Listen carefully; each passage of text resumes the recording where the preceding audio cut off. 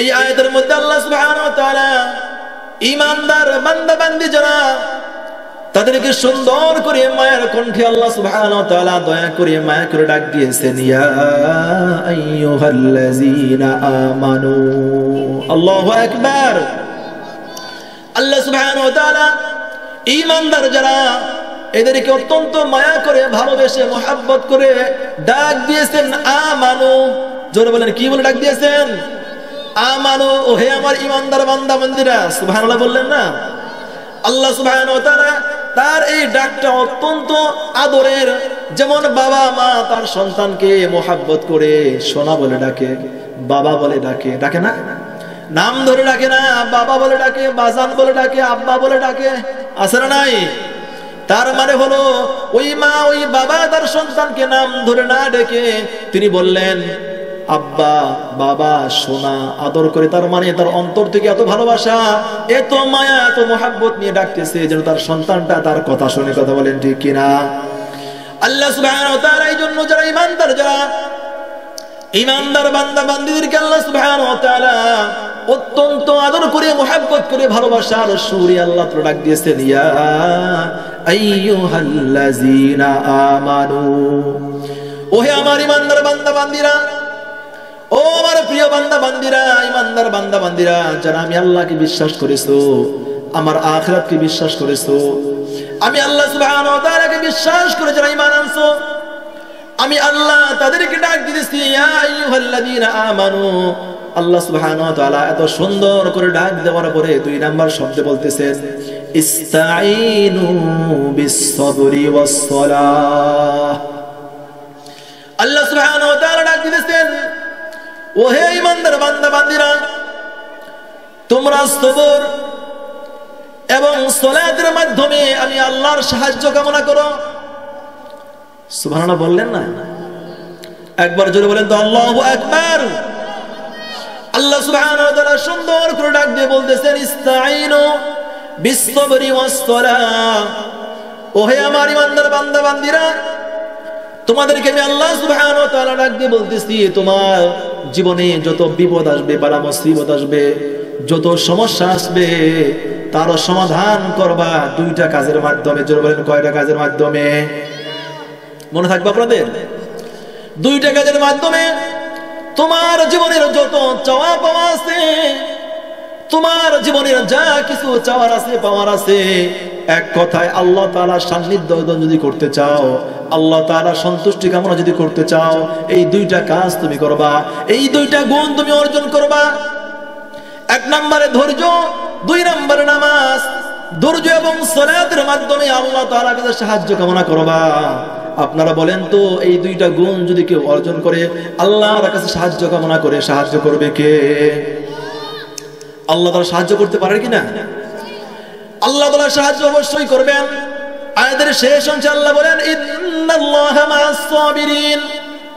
নিশ্চয় আমি আল্লাহ সুবহানাহু ওয়া তাআলা যারা ধৈর্যশীল সবের বান্দা, যারা ধৈর্য ধারণ করে, আমি আল্লাহ এদেরকে সবচাইতে বেশি ভালোবাসি। জোরে বলেন সুবহানাল্লাহ। আল্লাহ কাদেরকে ভালোবাসে? যারা ধৈর্যশীল, সবর যারা করে।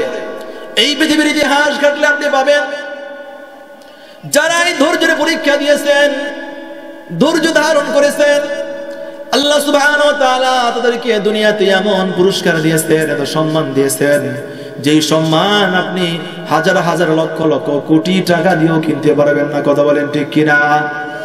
এই ধৈর্যের পরীক্ষা শুধু আমরাই দেই নাই, আমরাই দিতেছি বিষয়টা এমন নয়। আল্লাহ তাআলা যুগে যুগে তার পয়গম্বর আলাইহিস সালাতু ওয়াস সালামদেরকে দুনিয়ায় প্রেরণ করেছেন, তাদেরকে আল্লাহ সুবহানাহু ওয়া তাআলা এই ধৈর্যের পরীক্ষা নিয়েছেন। তার মাঝে অন্যতম হলো হযরত ইব্রাহিম আলাইহিস সালাতু ওয়াস সালাম, এরপরে অন্যতম আরেকজন হলো হযরত আইয়ুব আলাইহিস সালাতু ওয়াস সালাম। তারা এতটাই ধৈর্যশীল, এতটাই ধৈর্যের পরীক্ষা দিয়ে উত্তীর্ণ হয়েছেন, আল্লাহ সুবহানাহু ওয়া তাআলা দুনিয়াতে তাদের সম্মান আগের চাইতেও আল্লাহ তাআলা বহুগুণ আল্লাহ বাড়ায় দিয়েছেন। জোরে বলুন সুবহানাল্লাহ। তাহলে আমরা শুনতে পারলাম, শুধু ঈমানদার মুমিন বান্দা বান্দিরাই ধৈর্যের পরীক্ষা দিবে না, আল্লাহ সুবহানাহু ওয়া তাআলা তার প্রিয় বান্দা বান্দীদের মাঝে আল্লাহ তাআলার পয়গম্বরদেরকেও আল্লাহ তাআলা ধৈর্যের পরীক্ষা নিয়েছেন। কথা বলেন ঠিক কিনা? হযরত আইয়ুব আলাইহিস সালাতু ওয়াস সালাম তার জীবন থেকে হালকা একটু সময় বলি, খুব খেয়াল করে শুনেন। আইয়ুব আলাইহিস সালাতু ওয়াস সালামকে আল্লাহ সুবহানাহু ওয়া তাআলা, তিনি এক পর্যায়ে আল্লাহর নবী ছিলেন, প্রথমত আল্লাহর নবী ছিলেন, দ্বিতীয়ত আল্লাহ সুবহানাহু ওয়া তাআলা তাকে এত সম্পদ দিয়েছিলেন। আল্লাহ সুবহানাহু ওয়া তাআলা এই সম্পদ পাওয়ার পরে হযরত আইয়ুব আলাইহিস সালাতু ওয়াস সালাম সদা সর্বদা আল্লাহ তাআলার ইবাদত বন্দেগীর মধ্যে, শুকরগুজারির মধ্যে আল্লাহ তাআলার দিন কাটাইতেছেন, দ্বীনের দাওয়াত দিতেছেন, কাজ করতেছেন। এই কাজ দেখার পরে শয়তান নারাজ হয়ে, শয়তান হিংসাত্মক হয়ে আল্লাহ সুবহানাহু ওয়া তাআলার কাছে বলতেছে, আল্লাহ তোমার এই যে বান্দা আইয়ুব, যাকে তুমি এত ভালোবাসো আর যে তোমার এত গুণগান করে, মূলত তোমার এই আইয়ুব কিন্তু তোমার ভালোবাসা, তোমার গুণগান, তোমার প্রশংসা করে তোমাকে ভালোবেসে না। সে তার আল্লাহ তুমি তাকে সম্পদ দিয়েছো, এই সম্পদের ভালোবাসায় সে তোমার প্রশংসা করে। মূলত সে তোমার গোলামি করে না, মূলত সে তোমার শুকরিয়া আদায় করে না। তাকে তুমি অঢেল সম্পদ দিয়েছো, রাজত্ব দিয়েছো, এই রাজত্ব পাওয়ার কারণে, সম্পদ দেওয়ার কারণে সে তোমার শুকরিয়া আদায় করে। তুমি যদি তাকে সম্পদ ছিনিয়ে নাও, সম্পদ না দাও, তাহলে তোমার এই আইয়ুব তোমার প্রশংসা করবে না। কে বলতেছে এই কথা? জোরে করে কে বলতেছে? শয়তান বলতেছে যে আল্লাহ তুমি যে আইয়ুবকে এত সম্পদ, এত সম্মান দিয়েছো, আইয়ুব যে তোমার প্রশংসা করে, মূলত সে তোমার একমাত্র তোমাকে ভালোবেসে করে না, সে সম্পদ দিয়েছো এই সম্পদের লোভে করে। জোরে করে নাউযুবিল্লাহ। আল্লাহ সুবহানাহু ওয়া তাআলা বলেন, এ শয়তান, আমার আইয়ুব আমার এই সম্পদ পেয়ে আমার শুকরগুজারি করে না। আমার আইয়ুবকে যদি আমি এই সম্পদ তার কাছ থেকে আমি ছিনিয়ে নেই, তবু আমার আইয়ুব এক মুহূর্তের জন্য সে আমাকে ভুলবে না। সুবহানাল্লাহ। আল্লাহ সুবহানাহু ওয়া তাআলা চ্যালেঞ্জ করলেন। শয়তান বারবার চ্যালেঞ্জ করতেছে, আল্লাহ তুমি পরীক্ষা করে দেখো, আইয়ুব পাস করতে পারবে না। আমি আমার সর্বোচ্চ চেষ্টা দিয়ে আমি আইয়ুবকে ফেল করায় দিব। আইয়ুব পাস করতে পারবে না, আমি সর্বোচ্চ চেষ্টা করব তোমার আইয়ুবকে আমি গুমরাহ করার জন্য, বেঈমান বানানোর জন্য। আল্লাহ বলেন, যা শয়তান, আমি আল্লাহ চ্যালেঞ্জ করলাম, আমার আইয়ুব আমার পরীক্ষায় উত্তীর্ণ হবে, পাস করবে। আল্লাহ সুবহানাহু ওয়া তাআলা আইয়ুব আলাইহিস সালাতু ওয়াস সালামকে ডাক দিয়ে বললেন, হে আইয়ুব, তোমাকে যে সম্পদ দিয়েছি, এই সম্পদ যদি ছিনে নেওয়া হয় তুমি কি করবা? মন খারাপ করবা নাকি? আইয়ুব আলাইহিস সালাতু ওয়াস সালাম বলেন যে না আল্লাহ, সারা জীবন তো তোমার শুকরগুজারি করলাম সম্পদ পেয়ে, আল্লাহ আমার মন চায় আমি যেন শুকরগুজার, সদা সর্বদা সুখে দুঃখে সদা সর্বদা তোমার শুকরগুজারি করতে পারি। জোরে বলেন সুবহানাল্লাহ। আল্লাহ তাআলা হযরত আইয়ুব আলাইহিস সালাতু ওয়াস সালামের পরীক্ষা শুরু করলেন। আইয়ুব আলাইহিস সালাতু ওয়াস সালাম একদিন হঠাৎ করে বাড়িতে বসে আছেন, আল্লাহ তাআলার গোলামি করতেছেন, প্রশংসা করতেছেন। এমন সময় হঠাৎ করে চরাত থেকে তার রাখাল একদিন হঠাৎ করে এসে বলতেছে, ওগো আল্লাহর নবী আইয়ুব, আজকে হঠাৎ করে চরার মাঝে কেমন যেন অগ্নিশিখা এসে আপনার সমস্ত উটগুলা পুরে সারখার হয়ে ধ্বংস হয়ে গেছে, নষ্ট হয়ে গেছে, মরে গেছে। আইয়ুব আলাইহিস সালাতু ওয়াস সালাম সঙ্গে সঙ্গে আল্লাহ সুবহানাহু ওয়া তাআলার শুকরিয়া আদায় করলেন। তিনি বললেন আলহামদুলিল্লাহ। জোরে করুন আলহামদুলিল্লাহ। আইয়ুব আলাইহিস সালাতু ওয়াস সালাম আলহামদুলিল্লাহ বললেন। তার কাজের লোকরা জিজ্ঞেস করলো, আপনি আলহামদুলিল্লাহ বললেন কেন? আইয়ুব আলাইহিস সালাতু ওয়াস সালাম ডাক দিয়ে বলতেছেন, ও আল্লাহর বান্দা শোনো, এই সম্পদের মালিক তো আমি না, এই সম্পদের মালিক হচ্ছেন আমার আল্লাহ। সম্পদের মালিক কে? তিনি বললেন যে আল্লাহ আমাকে সম্পদ দিয়েছেন, ওই আল্লাহ আমার সম্পদ দিয়েছেন, এখানে আমার কিচ্ছু করার নাই। আজকাল আমাদের যদি এমন হয় সম্পদ নিয়ে যায়, দেওয়ার পর নিয়ে যায়, আমরা আল্লাহকে গালি পর্যন্ত দিই। কথা বলেন ঠিক কিনা? দেই কিনা? বলে যে আল্লাহ আর কাউরে দেখে না, আর কাউরে চোখে দেখে না, বলে কি বলে না?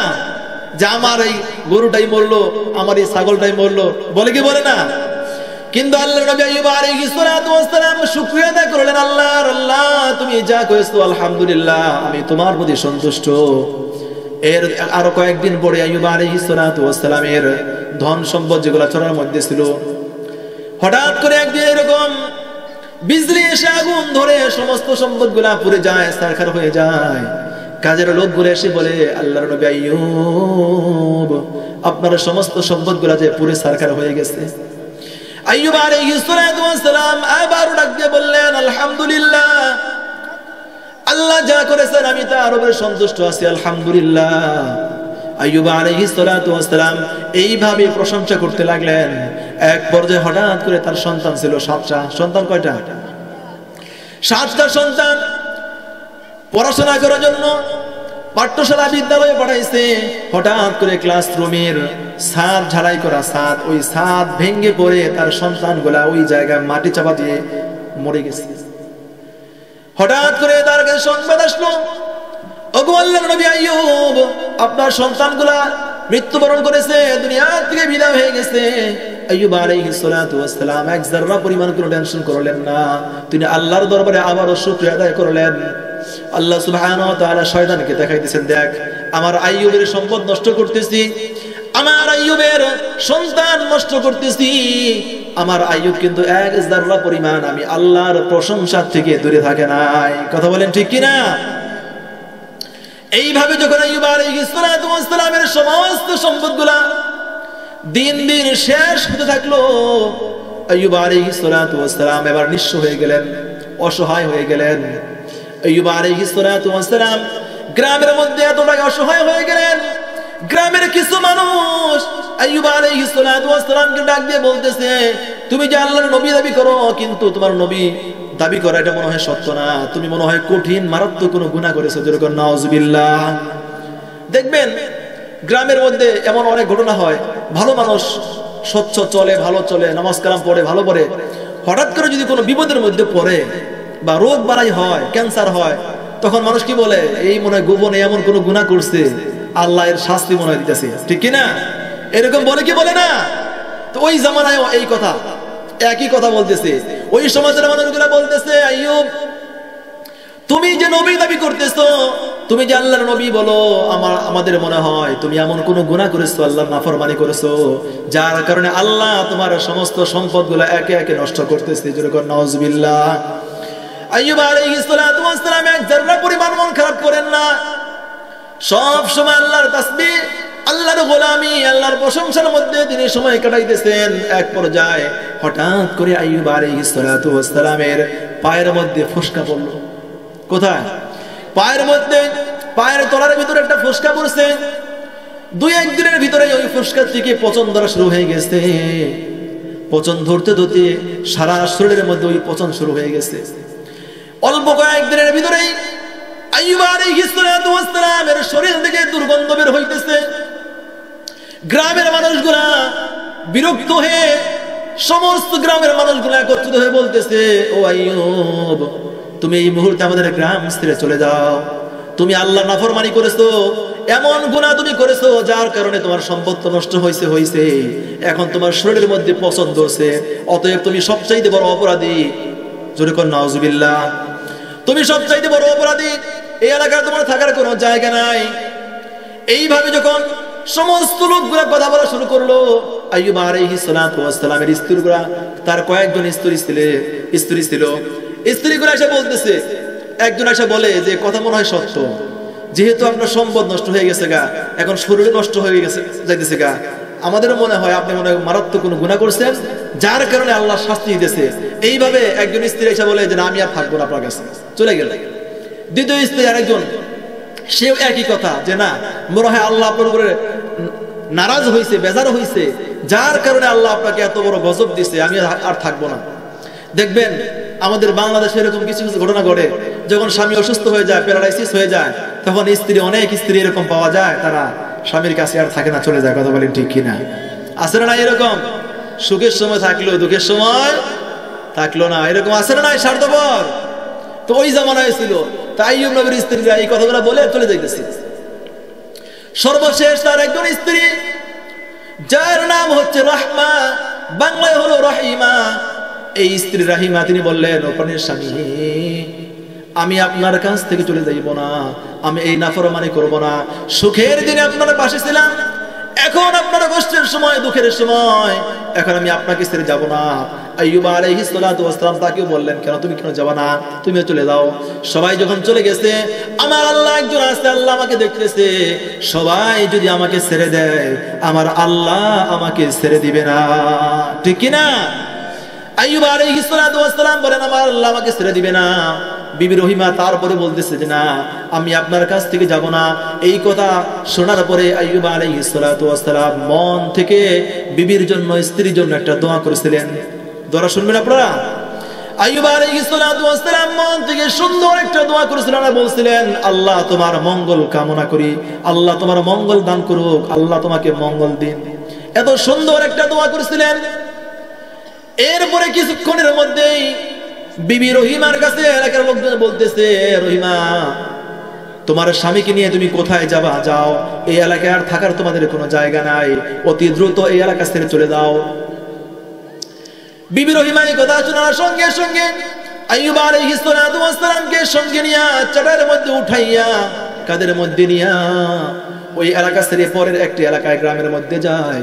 ওই গ্রামের মানুষগুলা বলে, আমাদের এলাকার মধ্যে, গ্রামের মধ্যে থাকার তোমাদের কোনো জায়গা নাই, এই এলাকা ছাড়ো। বিবি রহিমা তার স্বামীকে নিয়ে, আইয়ুব আলাইহিস সালাতু ওয়াস সালামকে নিয়ে ওই এলাকা ছেড়ে চলে যায়। দ্বিতীয় আরেক এলাকায় চলে যায়। ওই এলাকার মধ্যে থাকার জন্য আবেদন করে। ওই এলাকার মানুষগুলা বলে যে না, আমাদের এলাকার মধ্যে থাকা যাবে না, আমাদের এলাকা ছাড়ো। এইভাবে তৃতীয় আরেক এলাকায় যায়। এইভাবে তৃতীয়, চতুর্থ, পঞ্চম, ষষ্ঠ, সপ্তম এলাকায় যাওয়ার পরে সবাই যখন বিদায় করে দেয়, বিবি রহিমা তিনি বললেন, আমি আর কোন এলাকার মধ্যে আশ্রয় নিব না। তিনি চিন্তা করলেন, আমার স্বামীকে নিয়ে আমি একটা গহীন জঙ্গলের মধ্যে যে আশ্রয় নিব। বিবি রহিমা গহীন একটা জঙ্গলের মধ্যে আশ্রয় নিয়া গাছের ডাল পাতা দিয়ে সুন্দর করে ছাউনি দিয়ে একটা ঝোপড়া বানাইলেন।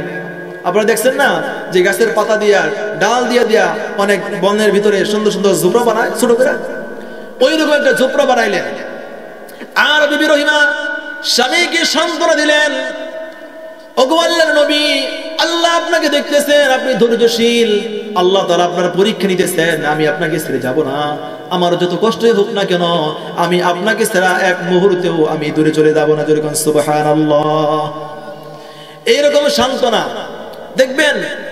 স্ত্রী যদি স্বামীর কষ্টের সময় পাশে বসে সান্ত্বনা দেয়, তখন কি ভালো লাগে না খারাপ লাগে? যেরকম ভালো লাগে না খারাপ লাগে? ভালো লাগে, কারণ আপনি এখন অসুস্থ। এই সময় যদি স্ত্রী আপনার পাশে বসে সান্ত্বনা দেয়, ও প্রাণের স্বামী, আল্লাহ একজন আছেন, আল্লাহ তাআলা আপনার উপর রহমত করবেন, আমি আপনার পাশে আছি, আপনার কোনো ভয় নাই, আপনার কোনো চিন্তা নাই। বলেন তো, অসুস্থ স্বামীর সাহস বাড়বে না কমবে? কমবে না বাড়বে? বাড়বে। যেমন আপনার আমার প্রিয় নবী বিশ্বনবী মুহাম্মদুর রাসূলুল্লাহ, যিনি বলেন না সাল্লাল্লাহু আলাইহি ওয়াসাল্লাম, তিনি যখন ওহীপ্রাপ্ত হলেন, হেরা গুহা থেকে যখন বাসায় আসলেন আর বললেন, জাম্মিলুনি জাম্মিলুনি, আমাকে চাদর দিয়ে, কম্বল দিয়ে আমাকে জাপড়ায় দাও, আমাকে জড়ায় দাও।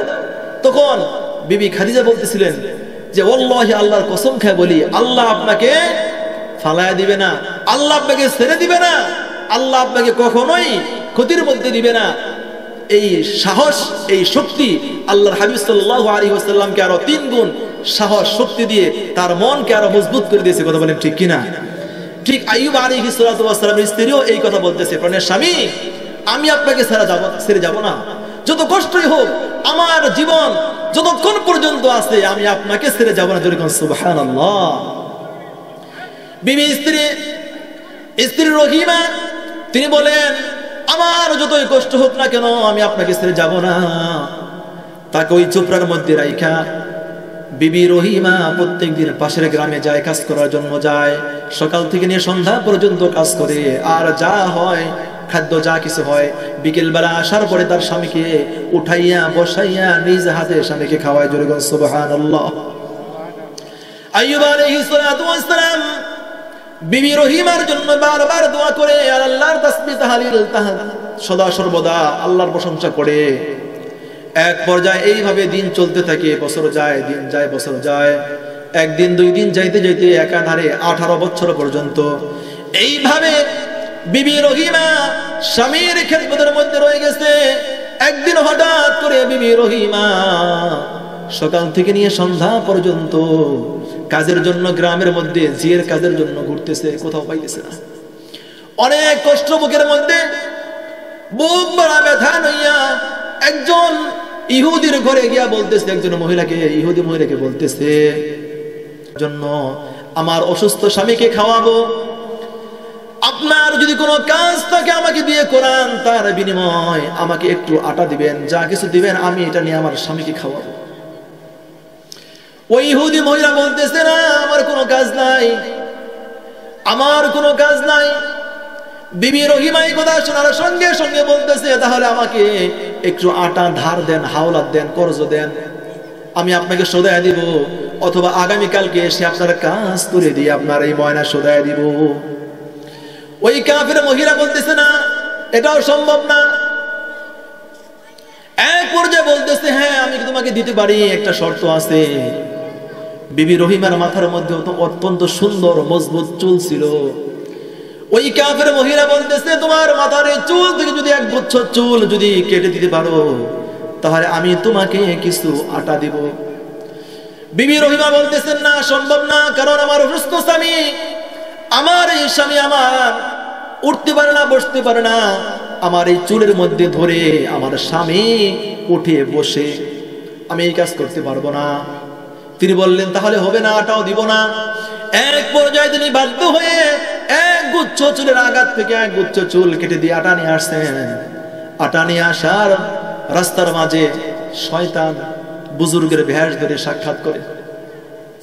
আবার আরেক অন্য তাফসীরের মধ্যে আসছে এমন, বিবি রহিমা যখন এই কাজগুলো করতেছে, এক পর্যায়ে যখন সে তার চুল দিয়ে যখন আটা আনার জন্য যখন প্রস্তুত হয়েছে, শয়তান আইয়ুব আলাইহিস সালাতু ওয়াস সালামের কাছে আয়েশা বুজুর্গের ভেষ ধরে আয়েশা বলতেছে, ওগো আল্লাহর নবী, আপনি আল্লাহর পরীক্ষায় উত্তীর্ণ হইতেছেন, আর এদিকে আপনার স্ত্রী আপনাকে যে প্রত্যেকদিন বিকেল বেলায় না খাওয়ায়, আপনার স্ত্রী কিভাবে খাওয়ায় এটা কি আপনি জানেন? তিনি বললেন যে, না, আমার তো মনে হয় আমার স্ত্রী কাজ করে, মানুষের ঘরে গিয়ে কাজ করে, জিয়ের কাজ করে, ওইভাবে যা সন্ধ্যার সময় যা হাদিয়া পায়, যা সম্ভব ওটাই আমাকে খাওয়ায়। শয়তান বলতেছে, না, আপনার স্ত্রী তো অনেক নোংরা, জোরে কর নাউজুবিল্লাহ, আপনার স্ত্রী তো খারাপ, নোংরা, সে গুনাহের কাজ করে পাপের মাধ্যমে সে এই সম্পদগুলা কামাই করে আইনা আপনাকে খাওয়াইতেছে, হারাম খাদ্য খাওয়াইতেছে। সঙ্গে সঙ্গে আইয়ুব আলাইহিস সালাতু ওয়াস সালাম আল্লাহকে ডাক দিয়ে বলেন, আল্লাহ, ও মালিক, আমাকে অসুস্থ দিয়েছো, আমার কোনো আফসোস নাই। আল্লাহ, আমার এই অসুস্থতার মাধ্যমে আমি যতটা কষ্টটা ভোগ করতেছি, কিন্তু এই সংবাদ শোনার সঙ্গে সঙ্গে তার চাইতেও 3 গুণ কষ্ট আমার মনের মধ্যে লাগতেছে। এই কথা বলে শয়তান চলে যায়। ওদিক থেকে যখন বিবি রহিমা ওই যে চুলের আগা একটু কেটে দিয়ে যখন আটা নিয়ে যখন আসে, রাস্তার মধ্যে শয়তান বুজুর্গের ভেষ ধরে তার সামনে দাঁড়ায়, ও রহিমা, তোমার স্বামী যে অসুস্থ, যার জন্য তুমি এত কষ্ট করতেছো, তোমার স্বামীকে আমি এমন একটা ফর্মুলা, এমন একটা চিকিৎসা বলে দিতে পারি, যেই চিকিৎসা করাইলে তোমার স্বামী অল্প কয়েকদিনের মধ্যে, 3 দিনের ভিতরে তোমার স্বামী সুস্থ হয়ে যাবে। বিবি রহিমা ডাক দিয়ে বলে, তাহলে কি চিকিৎসা একটু বলেন। তিনি বলতেছেন, 2টা কাজ করবা। 1 নাম্বার, তোমার স্বামীকে অল্প একটু শুকরের গোশত খাওয়াবা, আর তার শরীরের মধ্যে মদ দিয়া মেসেজ করে দিবা। মদ দিয়া তোমার যে শরীরে ঘা হয়েছে এখানে মেসেজ করবা, তাহলে দেখবা 3 দিনের ভিতরে তোমার স্বামী সুস্থ হয়ে যাবে। বিবি রহিমা এই কথা শোনার সঙ্গে সঙ্গে আইয়ুব আলাইহিস সালাতু ওয়াস সালামের কাছে এসে বলতেছে, ওগো আল্লাহর নবী, পথের মধ্যে একজন বুজুর্গ বান্দা আপনার চিকিৎসা সম্পর্কে বলে দিয়েছে, আপনি যদি এই 2টা চিকিৎসা গ্রহণ করেন, তাহলে 2 থেকে 3 দিনের ভিতরে আপনি সুস্থ হয়ে যাবেন। আইয়ুব আলাইহিস সালাতু ওয়াস সালাম ডাক দিয়ে বললেন, বলো কি চিকিৎসা? বিবি রহিমা বলেন, 1 নম্বরে অল্প একটু শুকরের মাংস আপনাকে খাইতে হবে। 2 নম্বরে মদ, অল্প একটু মদ, এটা দিয়ে তেলের মতো আপনার শরীরে যদি মাসাজ করা হয়, মালিশ করা হয়, লাগানো হয়, তাহলে আপনি 3 দিনের ভিতরে আপনি সুস্থ হয়ে যাবেন। আইয়ুব আলাইহিস সালাতু ওয়াস সালাম এই কথা শোনার সঙ্গে সঙ্গে তার চোখ গরম হয়ে গেল, লাল হয়ে গেল। সঙ্গে সঙ্গে তিনি ডাক দিয়ে বললেন, ও রহিমা, তুমি কি জানো না এটা আল্লাহর নাফরমানি? তুমি কি জানো না এটা আল্লাহর হুকুমের অবাধ্য? এটা আল্লাহ হারাম করেছেন। শুকরের মাংস হালাল না হারাম? জোরে বলতে হবে, হালাল না হারাম? মদ এটা কি হালাল না হারাম? বিবি রহিমাকে ডাক দিয়ে বলতেছেন, তুমি হারাম দিয়ে আমাকে সুস্থ করবা, এটা কেমনে ভাবলা? আমি একজন আল্লাহর নবী, কখনোই সম্ভব না। আইয়ুব আলাইহিস সালাতু ওয়াস সালাম মনে মনে চিন্তা করলেন, আল্লাহ যদি আমাকে সুস্থ করে তাহলে আমি বিবি রহিমাকে আমি 100 বেতের আঘাত করব। মনে মনে নিয়ত করলেন, আল্লাহ যদি আমাকে সুস্থ করে এর সাজা হিসাবে কত বাড়ি? 100 বেতের বাড়ি। কয়েকদিন যাওয়ার পরে আইয়ুব আলাইহিস সালাতু ওয়াস সালামের সারা শরীরের মধ্যে পোকা ঢেউ পারতেছে, ঘা, এতটাই কষ্ট তিনি ভোগ করতেছেন। হঠাৎ করে একদিন আইয়ুব আলাইহিস সালাতু ওয়াস সালামের জিহ্বার মধ্যে পোকা হয়ে গেছে, জিহ্বার মধ্যে ঘা হয়ে গেছে। আইয়ুব আলাইহিস সালাতু ওয়াস সালাম এতদিন পর্যন্ত কখনোই আল্লাহর কাছে বলে নাই, আল্লাহ তুমি আমাকে সাহায্য করো, আমাকে সুস্থ করো।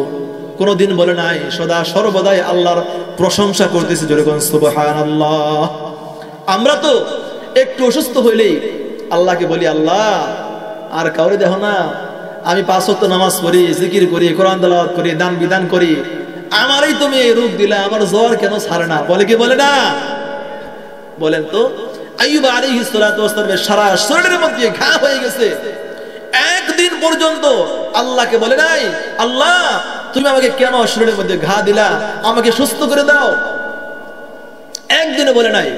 কিন্তু যেই দিন আইয়ুব আলাইহিস সালাতু ওয়াস সালামের জিহ্বার মধ্যে ঘা শুরু হয়ে গেছে, পোকা হয়ে গেছে, ওই দিন শুধু একবার আল্লাহকে ডাক দিয়ে আকাশের দিকে তাকাইয়া বলতেছেন, আল্লাহ ওগো মালিক, ওদিন পর্যন্ত আমাকে তুমি অসুস্থ দিয়েছো, আমার কোনো সমস্যা হয় নাই, আমি আমার এই জিহ্বা দিয়ে তোমার প্রশংসা করেছি, তোমার তাসবিহ তাহলিল, তোমার শুকরগুজার করেছি। আল্লাহ ও মালিক, ওদিন পর্যন্ত আমি তোমাকে একবারও বলি নাই, আল্লাহ এখন যদি আমার জিহ্বার মধ্যে ঘা হয়ে যায়, আমি তাহলে তোমার এই সুন্দর নাম, পবিত্র নাম, মধুর নাম আমি কেমনে জপ করি? আল্লাহ তখন তিনি বললেন, রব্বি আন্নী মাসসানিয়াদ-দুররু ওয়া আনতা আরহামুর রাহিমিন। জোরে আল্লাহু আকবার। বললেন, ও রব, রব্বি আন্নী মাসসানিয়াদ-দুররু ওয়া আনতা আরহামুর রাহিমিন, আয় আল্লাহ আমি অসুস্থ, তুমি শেফা দানকারী। জোরে বলেন সুবহানাল্লাহ। তখনও কিন্তু বলেন না, আল্লাহ আমার সুস্থ করে দাও, বলছে কি, আল্লাহ আমি অসুস্থ, তুমি শেফা দানকারী। এই কথা শুনে কি বুঝলেন? যে সরাসরি কিন্তু বলে নাই যে আল্লাহ আমার সুস্থ করে দাও, বলছে আল্লাহর এটার মধ্যে আল্লাহর প্রশংসা আছে না নাই? যে আল্লাহ আমি অসুস্থ, তুমি শেফা দানকারী। আপনারা বলেন তো, শেফা দানকারী কে? সুস্থতার মালিক কে? কোন ডাক্তার, কবিরাজ, হাকিম, ট্যাবলেট? কেউ না। ট্যাবলেটের কোনো ক্ষমতা আছে সুস্থ করার? নাই। এই কথা বলার সঙ্গে সঙ্গে আল্লাহ সুবহানাহু ওয়া তাআলার রহমতের মধ্যে জোশ লেগে যায়। আল্লাহ সুবহানাহু ওয়া তাআলা জিবরাইল আলাইহিস সালাতু ওয়াস সালামকে পাঠিয়ে দেন, ও জিবরাইল যাও, আমার এই বন্ধু আমার প্রশংসা করেছে, এমন প্রশংসা করেছে, আমি আল্লাহ আমার রহমতের মধ্যে জোশ লেগে গেছে। আমার এই ইব্রাহিম, আমার এই আইয়ুবকে আমি দীর্ঘদিন 18 বছর পর্যন্ত পরীক্ষা করেছি। আমার আইয়ুব এক মুহূর্তের জন্য আমি আল্লাহকে ভুলে নাই, আমি আল্লাহর প্রশংসা ছাড়ে নাই, আমি আল্লাহর শুকরগুজারি ছাড়ে নাই। আমি আইয়ুবকে পাশ করাইলাম। জিবরাইল আমিন চলে আসলেন আর বললেন, ও আল্লাহর বান্দা, ওগো আইয়ুব, আল্লাহ সুবহানাহু ওয়া তাআলা আমাকে পাঠিয়ে দিয়েছেন আর বলার জন্য বলছেন, আপনার এই পায়ের গোড়ালি দিয়ে মাটির মধ্যে মৃদু একটু আঘাত করেন। আইয়ুব আলাইহিস সালাতু ওয়াস সালাম ডাক দিয়ে বললেন, ভাই জিবরাইল, মাটির মধ্যে আঘাত করার মতো শক্তি তো আমার মধ্যে নাই, আমি কেমনে আঘাত করব? ইতিহাসের মধ্যে আসছে এমন, জিবরাইল আমিন তার পায়ের মধ্যে ধরে হালকা একটু আঘাত করছে। আরেক বর্ণনায় আসছে জোর করে বলছেন, আপনি একটু দাঁড়ান, হালকা একটু আঘাত করেন মাটির মধ্যে। আঘাত করার সঙ্গে সঙ্গে আল্লাহ তাআলার কুদরতের খেলা, এত সুন্দর দুইটা ঝর্ণা আল্লাহ তাআলা পানির ঝর্ণা, গরম পানি, মিষ্টি পানি, ঠান্ডা পানির ঝর্ণা আল্লাহ দিয়ে দিয়েছেন। জোরে বলেন সুবহানাল্লাহ। দুইটা পানির ঝর্ণা আল্লাহ দিয়ে দিয়েছেন, একটা কুসুম কুসুম গরম পানি, আরেকটা ঠান্ডা মিষ্টি পানি। আইয়ুব আলাইহিস সালাতু ওয়াস সালামকে ডাক দিয়ে বললেন, আপনি এই পানির মধ্যে এক নম্বরে গোসল করবেন, আর দ্বিতীয়ত আপনি পানি পান করবেন। আল্লাহর হুকুম হয়ে গেছে, আপনি এখানে গোসল করেন আর পানি পান করেন। আইয়ুব আলাইহিস সালাতু ওয়াস সালাম গোসল করে উঠে পানি পান করার সঙ্গে সঙ্গে আল্লাহ সুবহানাহু ওয়া তাআলা হযরত আইয়ুব আলাইহিস সালাতু ওয়াস সালামকে টাটকা নওজোয়ান যুবক বানায় দিয়েছেন। যেরকম আল্লাহু আকবার। আল্লাহ পারে কিনা? আল্লাহ পারে কিনা?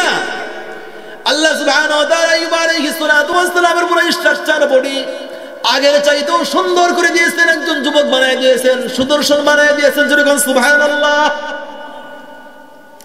আইয়ুব আলাইহিস সালাতু ওয়াস সালাম সুস্থ হওয়ার পরে জিবরাইল আলাইহিস সালাতু ওয়াস সালামের সঙ্গে একটু দূরে বসে বসে গল্প করতেছেন। গল্প করতে করতে ইতিমধ্যে বিকেল বেলায় বিবি রহিমা কাজ শেষ করে তার স্বামীর কাছে চলে আসছে। আয়েশা দেখে যে ওই ঝাড়ের মধ্যে, ওই ঝোপঝাড়ের মধ্যে আইয়ুব আলাইহিস সালাতু ওয়াস সালাম আর নাই। পাগলের মতো খুঁজতেছে, আরে আমার স্বামী, যে স্বামী উঠে বসতে পারে না, ওই স্বামী কোথায় গেল? কোন বাঘ হিংস্র প্রাণীকে খায় ফেললো, না কেউ মেরে ফেললো? টেনশনে পড়ে গেলেন, এদিক সেদিক দৌড়াদৌড়ি শুরু করলেন, খোঁজাখুঁজি শুরু করলেন। এক পর্যায়ে দেখে একটু দূরে একটা ব্রিজ, ওই ব্রিজের মধ্যে দুইজন মানুষ গল্প করতেছে, মজা করতেছে, আনন্দ করতেছে, হাসাহাসি করতেছে। তিনি একটু দূরের থেকে বললেন, আপনারা কি আমি চিনি না, কিন্তু আমার স্বামী আইয়ুব এই যে ঝোপের মধ্যে ছিল, আমি তার স্ত্রী। আমি সকালবেলায় কাজ করতে গেছিলাম, এখন চলে আসছি, কিন্তু আমার স্বামীকে আমি খুঁজে পাইতেছি না। আইয়ুব আলাইহিস সালাতু ওয়াস সালাম ওইদিকে জিবরাইল আলাইহিস সালামের সাথে মুখোমুখি হয়ে গল্প করতেছেন। জিবরাইল আমি ডাক দিয়ে বললেন যে, আপনার স্বামীকে দেখলে কি আপনি চিনতে পারবেন? তিনি বললেন, হ্যাঁ অবশ্যই চিনতে পারবো, কেন চিনতে পারবো না? যে স্বামীকে এত ভালোবাসি, মহব্বত করি, যে স্বামীর জন্য এত কষ্ট করি, আমি ওই স্বামীকে দেখলে অবশ্যই চিনব।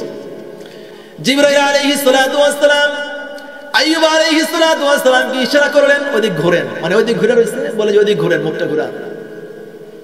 আইয়ুব আলাইহিস সালাতু ওয়াস সালাম যখন ঘুরছেন, বিবি রহিমা অবলোক নয়নে তাকায় আছে। এত সুন্দর সুদর্শন যুবকটাকে আমার যখন বিয়ে হয়েছিল, তখন তো আমার স্বামী আইয়ুবের চেহারা ঠিক এইরকম ছিল। আল্লাহু আকবার। তিনি ভাবতেছেন, আমার স্বামী তো যুবক বয়সে এরকমই ছিল, আমার স্বামীর মতোই তো দেখা যায়, কিন্তু আমার স্বামী তো অসুস্থ, সে নড়তে পারে না, চড়তে পারে না। আইয়ুব আলাইহিস সালাতু ওয়াস সালাম সঙ্গে সঙ্গে পরিচয় দিলেন, আমি তোমার স্বামী আইয়ুব। আল্লাহু আকবার। আমি তোমার স্বামী আইয়ুব, চিন্তার কোনো কারণ নাই, টেনশন কোনো কারণ নাই। তখন বিস্তারিত ঘটনা বললেন যে, আমাকে আল্লাহ সুবহানাহু ওয়া তাআলা জিবরাইল আমিনের মাধ্যমে এই কাজ করাইছেন। আইয়ুব আলাইহিস সালাতু ওয়াস সালাম বিবি রহিমাকে বললেন, ও রহিমা, তুমি ওই পানির মধ্যে গোসল করো এবং এই ঠান্ডা পানি খাও। বিবি রহিমাও গোসল করার পরে খাওয়ার সঙ্গে সঙ্গে তার সৌন্দর্য আমার আল্লাহ আগের মতো ফিরাই দিছে। সুবহানাল্লাহ। এবার জিবরাইল আমিন বললেন, ও আল্লাহর নবী আইয়ুব, এবার চলে যান, আপনার দেশে চলে যান, আপনার এলাকায় চলে যান, আপনার বাড়িতে চলে যান। আইয়ুব আলাইহিস সালাতু ওয়াস সালাম স্ত্রীকে নিয়ে বাড়ির দিকে রওনা হয়েছে। বাড়িতে যায় দেখে তার যে সুন্দর বিল্ডিং প্রাসাদ ছিল, সমস্ত প্রাসাদগুলা ওই আগের মতোই ঝকঝক চকচক করতেছে। যেরকম সুবহানাল্লাহ। এই পর্যন্তই শেষ নয়, আইয়ুব আলাইহিস সালাতু ওয়াস সালামের যত উট, দুম্বা, বকরি, সমস্ত কিছু আগের মতো আল্লাহ ফিরিয়ে দিয়েছে। তার ছেলে সন্তানগুলোও ফিরিয়ে দিয়েছে, তার কন্যা সন্তানগুলোও ফিরিয়ে দিয়েছে, তার স্ত্রীগুলোও ফিরিয়ে দিয়েছে, তার যত সম্পদ আছিল সমস্ত সম্পদ আমার আল্লাহ ফিরিয়ে দিয়েছে। যেরকম আল্লাহু আকবার। আল্লাহ পারে কিনা? পরীক্ষা দিয়েছে কিসের? ধৈর্যের। কিসের পরীক্ষা? সবর করেছে, ধৈর্য করেছে। কয়দিন? কত বছর? একাধারে 18 বছর আইয়ুব আলাইহিস সালাতু ওয়াস সালাম ধৈর্যের পরীক্ষা দিয়ে পাশ করেছে। শুধু পাশই করে নাই, গোল্ডেন পেয়েছে। গোল্ডেন পেয়ে শেষ করে নাই, ফার্স্ট ক্লাস ফার্স্ট হয়েছে। কথা বলেন ঠিক কিনা? এই জন্য মুমিন ইমানদার বান্দা বান্দীদেরকে আল্লাহ সুবহানাহু ওয়া তাআলা বলছেন, ইয়া আইয়ুহাল্লাযীনা আমানুস্তাঈনু বিস-সাবরি ওয়াস-সালাহ। আল্লাহ তাআলা বলেন, ইমানদার বান্দা বান্দীরা, তোমরা ধৈর্য এবং সালাতের নামাজের মাধ্যমে আমার সাহায্য কামনা করবা। এক নম্বরে আমরা বুঝলাম ধৈর্য ধারণ করলে পুরস্কার দেন কে? ধৈর্য যখনই আপনি ধরবেন, সবর করবেন, আমার আল্লাহ আপনার যতটুকু ক্ষতি হবে তার চাইতে 1000 গুণ, লক্ষ গুণ আল্লাহ আপনার বরকত দান করে দিবে। এবার আসেন সালাত। এই ধৈর্যর পরীক্ষার মধ্যে 2 নম্বরে আল্লাহ সুবহানাহু ওয়া তাআলা বলেন সালাত মানে নামাজ। নামাজের দরকার আছে না নাই? জোরে বলতে হবে। নামাজ আমরা চাই কি চাই না? নামাজের দরকার আছে সবাই ইনশাআল্লাহ। নামাজ কি 5 ওয়াক্ত না মাঝে মাঝে? 5 ওয়াক্ত। একজনে বললেন 5 ওয়াক্ত না মাঝে মাঝে? 5 ওয়াক্ত নামাজ না? মাশাআল্লাহ। নাকি জুমার নামাজ শুধু? এরকম মুসল্লি আছে না? এই জন্য নামাজ আদায় করতে হবে 5 ওয়াক্ত। জোরে বলেন কয় ওয়াক্ত? 5 ওয়াক্ত নামাজ জামাতের সঙ্গে আদায় করতে হবে। আর এই নামাজের মাধ্যমে আল্লাহ সুবহানাহু ওয়া তাআলা বলেন ইন্নাস সালাতা তানহা আনিল ফাহশাই ওয়াল মুনকার। আল্লাহ সুবহানাহু ওয়া তাআলা বলেন নামাজের মাধ্যমে ফাহিশা কাজ, অন্যায় কাজ, গর্হিত কাজ থেকে আমার আল্লাহ তাআলা তোমার নামাজ তোমাকে বাঁচায় রাখবে। জোরে বলেন সুবহানাল্লাহ। নামাজের মাধ্যমে আপনার জীবনের সমস্ত চাওয়া পাওয়া আপনি চেয়ে নিবেন। কথা বলেন ঠিক কিনা? দিল্লির বাদশাহ শাহজাহান, তার দরবারে একজন ফকির রাস্তার পাশে দাঁড়াইয়া ভিক্ষা করতেছে। বাদশাহ শাহজাহান কার দরবারে?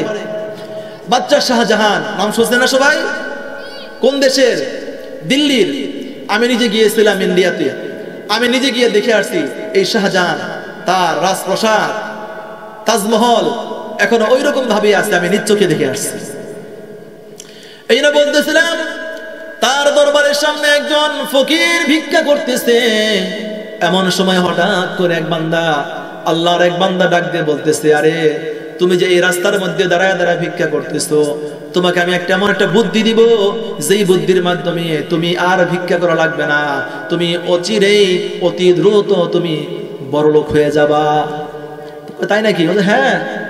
তুমি এক কাজ করো, এই রাস্তার মধ্যে 1 টাকা 2 টাকা 1 পয়সা 2 পয়সা এই ভিক্ষা না করে তুমি সরাসরি দিল্লির এই বাদশা শাহজাহানের দরবারে চলে যাবা। তিনি বললেন কেমনে যাবো? আমি তো ফকির, আমাকে তো ঢুকতে পারমিশনই দিবে না। তিনি বললেন একটা জায়গা আছে, ওই জায়গার মধ্যে তোমার কোনো পারমিশন লাগবে না। যখন আজান হয়ে যাবে, আজান শোনার সঙ্গে সঙ্গে দিল্লির শাহী মসজিদে তুমি চলে যাবা। ওই জায়গার মধ্যে বাদশা শাহজাহান নামাজ আদায় করার জন্য আসবে। সুবহানাল্লাহ। পরামর্শ ভালো না খারাপ? পরামর্শ কি ভালো দিছে না খারাপ দিছে? ভালো পরামর্শ দিছে না? যে রাস্তা দাঁড়ায় আর ভিক্ষা করে লাগবে না, যদি একবার তুমি চাওয়ার মতো চাইতে পারো বাদশা তার কাছে তোমাকে দিয়ে দিবে। আর বাদশার দেওয়া তো বুঝেনি, এমন ভাবে দিবে তুমি খুশি হয়ে যাবা, ধনী হয়ে যাবা। এই ফকির চিন্তা করলেন বুদ্ধি তো খারাপ না, সুন্দর একটা বুদ্ধি দিছে। আজান হওয়ার সঙ্গে সঙ্গে ওযু করে মসজিদে চলে গেছে। আল্লাহু আকবার। নামাজ শেষ হওয়ার পরে এক ব্যক্তিকে ডাক দিয়ে বলতেছে, আমি তো বাদশা শাহজাহানকে দেখি নাই, একটু বলেন তো বাদশা শাহজাহান কোনটা? ওই আল্লাহর বান্দা ডাক দিয়ে বলতেছে, ওই যে মসজিদের কোণার মধ্যে বসে বসে তাসবিহ তাহলিল করতেছে, ওটাই হলো এই দিল্লির সম্রাট শাহজাহান। আল্লাহর এই বান্দা পিছনের কাতারে বসে বসে আল্লাহ আল্লাহ করতেছেন, আল্লাহ কখন তার তাসবিহ তাহলিল শেষ হবে, আর কখন তার সঙ্গে সাক্ষাৎ করব, আর কিছু আমি সাহায্য পাবো। এক পর্যায়ে মসজিদের সকল মুসল্লিরা একের পর এক বের হয়ে যাইতেছে, কিন্তু বাদশা শাহজাহান বের হয় না। সকলে যখন বের হয়ে যাওয়া শেষ হয়ে যাইতেছে, এক পর্যায়ে মসজিদের মধ্যে আর কোনো লোক নাই, একমাত্র শাহজাহান আর এই ফকির ব্যতীত। এই 2 জন মসজিদের মধ্যে। এখন মনের ভাবতেছে কি বান হয় আল্লাহই জানে, যদি ধমক একটা দেয় তাহলে তো অবস্থা খারাপ। আল্লাহ আল্লাহ করতেছে, আল্লাহ তুমি রক্ষা করো। এই কথা বলতে বলতে বাদশা শাহজাহান আল্লাহর দরবারে হাত তুলছে। হাত তুলে মনে মনে দোয়া করতেছে, একটু জোরে জোরে দোয়া করতেছে, আল্লাহ আমার এটা নাই, আমার এটা দাও। আমার এই রাজপ্রাসাদের মধ্যে যত মানুষ, যত কর্মচারী যারা বসবাস করে, তোমার কাছে দরবারে দোয়া করতেছে, আল্লাহ আমার যত অভাব আছে সমস্ত অভাব আল্লাহ তুমি দূর করে দাও। মানে এইভাবে দোয়া করতেছে। খুব খেয়াল করে শুনে, চোখের পানি ছেড়ে বাদশা শাহজাহান দোয়া করতেছে যে আল্লাহ তুমি আমার অভাব পূরণ করে দাও, আমার এটা দাও, সেটা দাও, আমার এটা নাই, সেটা নাই, এই দোয়া করতেছে। আর পিছনে ফকির বৈশা বৈশা শুনতেছে। শোনার পরে যখন মোনাজাত শেষ, দোয়া শেষ হয়ে গেছে, তখন বলতেছে আসসালামু আলাইকুম, এটা বইলা চলে যেতেছে। আর মনে ভাবতেছে যে এর কাছে চাইলে আর পাওয়া যাবে না, অতএব দরকার নাই, চলে যাই। এই কথা বলে তিনি চলে আসতেছে। এমন সময় বাচ্চা শাহজাহান ডাক দিয়ে বললেন, ও আল্লাহর বান্দা দাঁড়াও, সকল মুসল্লিরা চলে গেছে, আর তুমি এখন আমাকে দেখে চলে যেতেছো কেন? তুমি কেন চলে যাইতেছো? ডাক দিয়ে বলতেছে, আমি চলে যাওয়ার উদ্দেশ্য হলো আমি যে আশা নিয়ে আসছিলাম ওই আশা পূরণ হবে না। আমার মন সাক্ষী দেয় ওই কথা আপনার কাছে না বলাই ভালো। বাচ্চা সাহায্য বলছে, না বলো, তোমার কি চাওয়ার বলো। তিনি বলতেছেন, আমি একজন ফকির, আমি একজন রাস্তার ফকির। আল্লাহর এক বান্দা আমাকে বুদ্ধি দিল, পরামর্শ দিল, এই রাস্তার মধ্যে দাঁড়াইয়া দাঁড়াইয়া এই ভিক্ষা করা বাদ দিয়ে তুমি বাচ্চা শাহজাহানের সাথে সাক্ষাৎ করো, আর তার কাছে কিছু সাহায্য কামনা করো। সে যদি তোমাকে সাহায্য দান করে এমন দেওয়া দিবে, তুমি ধনী হয়ে যাবা, তোমার আর ভিক্ষা করা লাগবে না, তুমি অন্য কিছু করে খাইতে পারবা। আমি এই বাসনা নিয়ে আপনার কাছে আসছিলাম কিছু চাওয়ার জন্য, কিন্তু দেখলাম না আপনার কাছে আমি কি চাবো। দেখলাম আপনি চোখের পানি ছেড়ে হাত তুলে আল্লাহর কাছে চাইতেছেন। এই দৃশ্য দেখার সঙ্গে সঙ্গে আমার দিলের পরিবর্তন, মেধার পরিবর্তন আল্লাহ করে দিয়েছে। যেরকম আল্লাহু আকবার। আমার মন পরিবর্তন হয়ে গেছে, আমার মনের মধ্যে বিশ্বাস চলে আসছে, যেই দিল্লির বাচ্চা এত বড় শাহী বাদশাহীর মালিক, যেই বাচ্চা আল্লাহর কাছে হাত তুলে চোখের পানি ছেড়ে দোয়া করতেছে আর চাইতেছে, তাহলে আমারও মন চায় আমি যদি মানুষের কাছে না চাইয়া আমার আল্লাহর কাছে চাই, তাহলে আমার আল্লাহ আমাকে পরিবর্তন করে দিবে। ঠিক কি না? এই কথা বলে চলে আসলেন আল্লাহর বান্দা, মসজিদ থেকে নেমে আসলেন। আসার পরে আল্লাহর কাছে তওবা করলেন, আল্লাহ আমি আর জীবনে কোনোদিন ভিক্ষা করব না। ওই আল্লাহর বান্দা যখন কাজ করার জন্য যায়, যাওয়ার আগে 2 রাকাত নামাজ পড়ে আল্লাহর কাছে দোয়া করে যায়, আল্লাহ আমি কাজের জন্য বের হইতেছি, আল্লাহ তুমি আমাকে বরকত দান করিও। সুবহানাল্লাহ। ওই ব্যক্তির জীবনের পরিবর্তন হয়ে গেছে। কিসের মাধ্যমে? নামাজের মাধ্যমে। কিসের মাধ্যমে?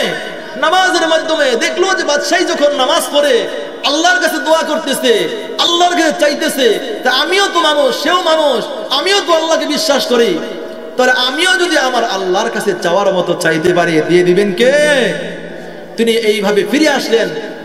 আর নামাজের মাধ্যমে আল্লাহর কাছে সাহায্য কামনা করে যখন সে কাজ করার জন্য যায়, 2 রাকাত নামাজ পড়ে বেশি বেশি করে দোয়া করে কাজের জন্য বের হয়, আল্লাহ তাআলা তাকে বরকত দিয়ে দিয়েছেন। এমন বরকত তিনি বলেন যে আমি অল্প কিছুদিনের মধ্যেই আমার পরিবর্তন, আমার সম্পদ, আল্লাহ অনেক সম্পদ দান করে দিয়েছে। যেরকম সুবহানাল্লাহ। এই জন্য মুসলমান ইমানদার, আমাদের কাজ হলো, আমরা যারা ইমানদার, আমরা যারা আল্লাহকে বিশ্বাস করি, আল্লাহর উপর তাওয়াক্কুল করব, ভরসা করব, আর সবর করব, ধৈর্য ধারণ করব, আর সাহায্য চাবো আল্লাহর কাছে নামাজের মাধ্যমে। কিসের মাধ্যমে? আজকের আমার আলোচনার বিষয়বস্তুর সার সংক্ষেপ আলোচনা হলো মুসলমান ইমানদার আমাদের কাজ হলো 1 নম্বরে সবর করব, 2 নম্বরে সালাতের মাধ্যমে আল্লাহ তাআলার কাছে সাহায্য চাবো। আল্লাহর কাছে সাহায্য যদি আমরা চাওয়ার মতো চাইতে পারি, আল্লাহ তাআলা আমাদের পরিপূর্ণ মনের সমস্ত চাওয়া পাওয়া আল্লাহ পূরণ করে দিবে। কথা বলেন ঠিক কি না? এইজন্য আল্লাহ সুবহানাহু ওয়া তাআলা, আমার আলোচনা শেষ, আল্লাহ সুবহানাহু ওয়া তাআলা আমাদের সকলকে ধৈর্য এবং সালাতের মাধ্যমে আল্লাহ তাআলা সাহায্য প্রার্থনা করার, সাহায্য চাওয়ার তৌফিক আল্লাহ দান করুন, বলেন আমিন। ওয়া আখিরু দাওয়ানা আলহামদুলিল্লাহি রাব্বিল আলামিন। আসসালামু আলাইকুম ওয়া রাহমাতুল্লাহি ওয়া বারাকাতুহু।